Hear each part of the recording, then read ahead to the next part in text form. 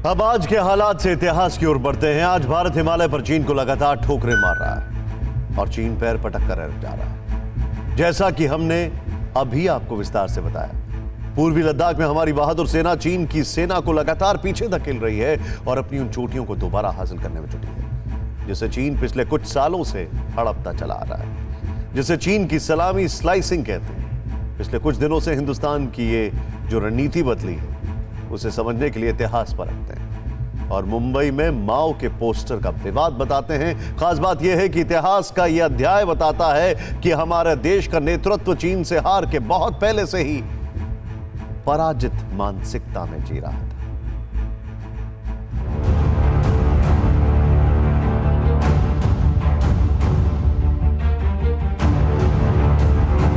इन श्वेत श्याम तस्वीरों में 1962 के हिंदुस्तान की काली सच्चाई छिपी है, जिस सच्चाई से 58 साल तक हिंदुस्तान मुंह चुराता रहा। तब हिंदुस्तान के कोने कोने में चीन के खिलाफ विरोध की ज्वाला धधक रही थी। शहर दर शहर प्रदर्शन हो रहे थे और भारत के खिलाफ युद्ध छेड़े जा चुके थे। उस वक्त के चाइनीज प्रीमियर चाओ एन लाई के खिलाफ नारे लगाए जा रहे थे।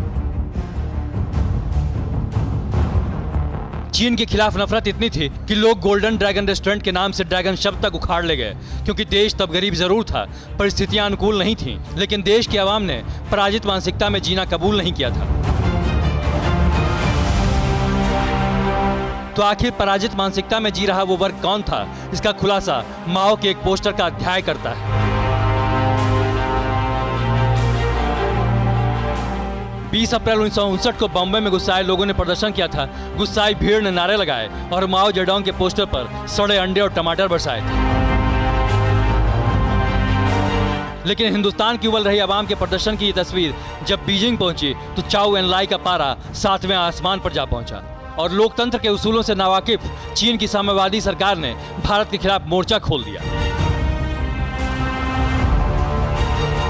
चीन की सरकार ने भारत सरकार को 27 अप्रैल 1959 को बाकायदा एक चिट्ठी भेजी, जिसमें लिखा था,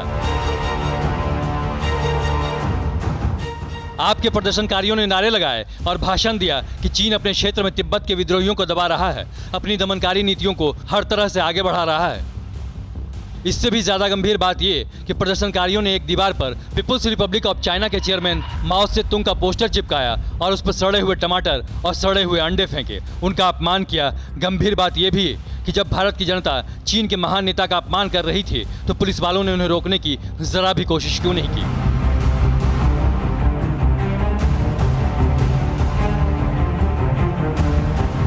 चाओ एन लाई के देश से आई चिट्ठी ने तब की जवाहरलाल नेहरू सरकार को सख्ते में ला दिया था। चीन की चमक से चौंधिया चुकी सरकार को जवाब देते नहीं सूझ रहा था, जबकि चीन की चिट्ठी में साफ साफ धमकी थी।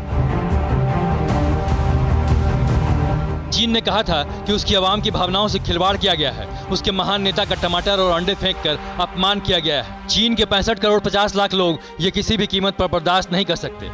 अगर इसका उचित जवाब नहीं मिला तो चीन सदियों तक भारत का पीछा करेगा और भारत को उचित नतीजे तक पहुंचने के लिए बाध्य करेगा। चीन ने तिल का ताड़ बना दिया और हिंदुस्तान की सरकार ने भी ऐसा व्यवहार किया जैसे देश पर पहाड़ टूट पड़ा हो। भारत सरकार ने चीन को बाकायदा जवाब दिया। माओ जेडोंग के अपमान पर गहरा दुख जताया। इतिहासकार रामचंद्र गुहा ने इसका ब्यौरा देते हुए लिखा कि नई दिल्ली ने माना था कि प्रदर्शनकारियों का व्यवहार निंदनीय था। रामचंद्र गुहा ने लिखा है, चीन की सरकार को अच्छी तरह से पता है कि हिंदुस्तान के कानून में किसी भी तरह के प्रदर्शन को रोका नहीं जा सकता जब तक वो शांतिपूर्ण हो। अक्सर ही ये प्रदर्शनकारी भारतीय संसद के सामने भी इकट्ठा होते हैं और बड़े नेताओं के खिलाफ भी हर तरह के नारे लगाते हैं। कई बार हमारे राष्ट्रपिता महात्मा गांधी और प्रधानमंत्रियों की तस्वीर लेकर उनके साथ भी अभद्रता की गई है। जाहिर है भारत की आवाम का माओ के खिलाफ प्रदर्शन बता रहा था कि तब भी देश बदला लेना चाहता था और जिस तरह से 62 में भी भारत के वीर जवानों ने हिमालय पर जंग लड़ी, वो बता रहा था कि देश के जवान तब भी जंग के लिए तैयार बैठे थे, लेकिन देश का नेतृत्व भारी बोझ में था, पराजित मानसिकता में जी रहा था, जिसकी कीमत 58 साल से चुकाता आ रहा है। चीन आगे बढ़ता आ रहा है और कतरा कतरा जमीन हड़पता चला रहा है। चीन की इस हड़प चाल के 22 देश शिकार हैं, जिनमें से एक भारत भी है। चीन के निशाने पर साउथ चाइना सी में करीब 36,000 वर्ग किलोमीटर का एक द्वीप देश भी। जिसे वो 71 साल से हड़पना चाहता है। 71 साल से वो मुल्क चीन के जोर जबर को सहता रहा है, लेकिन अब उस मुल्क ने चीन के खिलाफ आर पार की ठान ली है, फाइनल चेतावनी दे दी है। आखिर वो कौन सा देश है? देखिए हमारे खास सेगमेंट चीन की हड़प चाल में।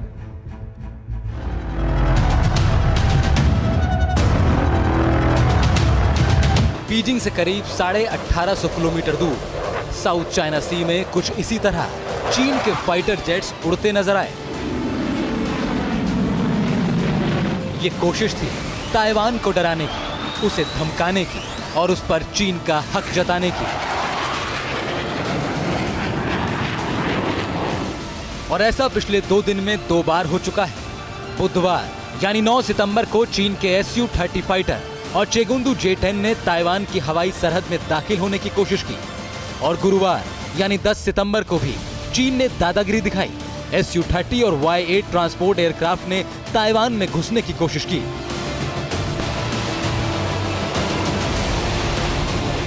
लेकिन चीन से डरने की जगह ताइवान उसके खिलाफ ताल ठोक कर खड़ा हो गया है। चीन के विमानों को खदेड़ कर दम लिया और उसके बाद ताइवान के उपराष्ट्रपति ने चीन को खुलेआम चेतावनी दी। चीन ने फिर ताइवान के एयर डिफेंस आइडेंटिफिकेशन जोन में अपने फाइटर जेट उड़ाए। वो लाइन क्रॉस ना करें, ऐसी कोई भी गलती ना करें। ताइवान शांति चाहता है, लेकिन अपने लोगों की रक्षा भी करेगा।